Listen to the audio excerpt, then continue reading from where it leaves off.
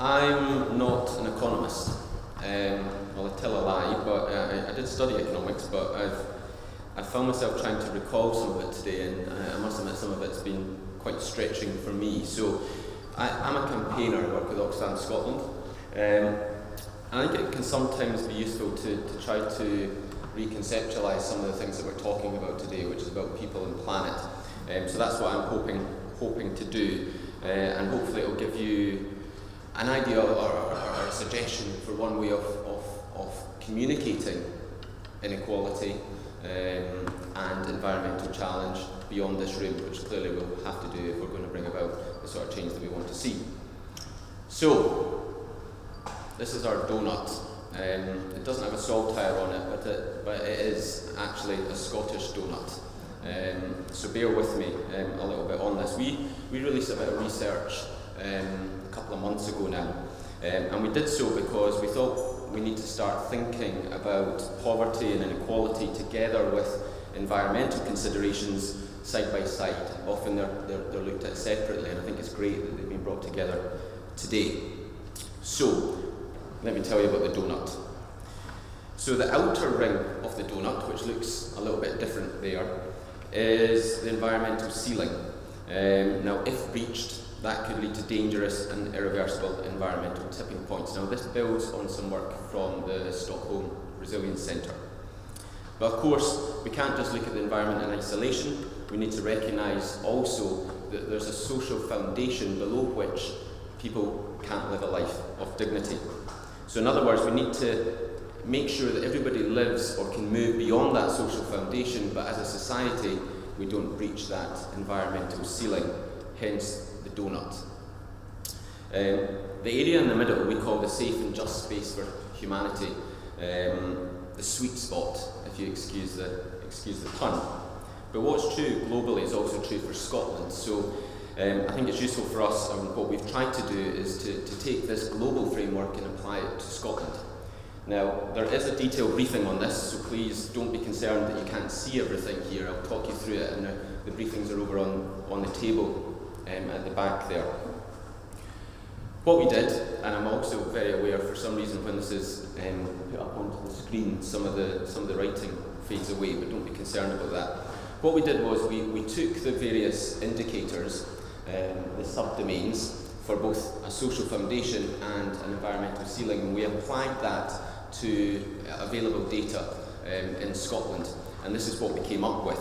Now, in the middle of that donut, you can see that across very many different indicators, we're failing to meet a social floor for too many Scots. Just in July, new data came out showing that some 820,000 Scots are living in poverty. That was up 110,000 on the previous year, and some 180,000 of them are children.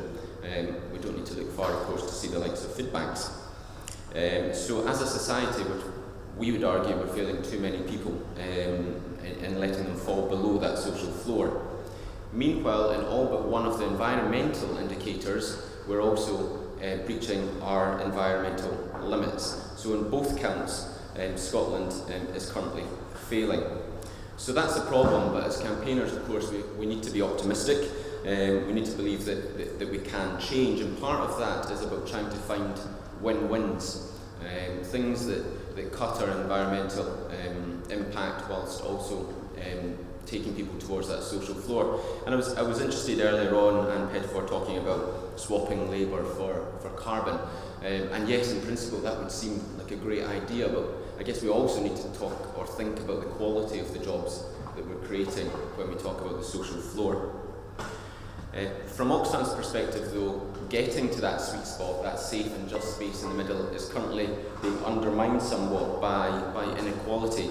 And we think that has now reached extreme levels. So move us on. Think trickle-up economics, and you get the picture.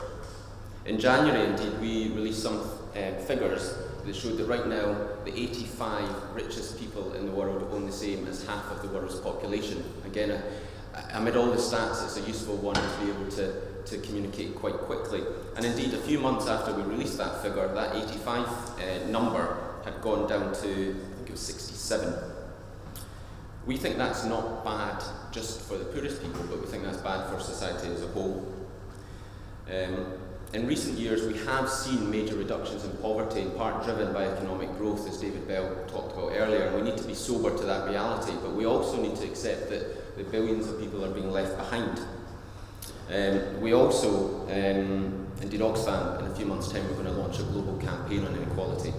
But in the UK, just to give you a picture of what it's like here, the 5 richest families own the same as 12.6 million people. That's the poorest 20%. And comparisons are difficult, but we had a crack, and in Scotland it's 3 richest families, the poorest 20%. We don't think you can live on the doughnut if you don't address that sort of inequality. The good news is that even economic institutions that are fairly orthodox, the like of the IMF and the World Bank, have now been warning of the dangers of inequality. There seems to be, we held a hustings as part of the referendum, and what came through from the economists we had there was to say, look, previously inequality was seen as a requirement for economic growth, and increasingly it's now being seen as something that is potentially undermining economic growth. So this is what Christine Lagarde had to say. But how do we translate that fairly widespread focus into policy change? Well, we think there's a growing shift in Scottish terms, in terms of the neoliberal economics. Our contribution was our economy that we released about a year ago now.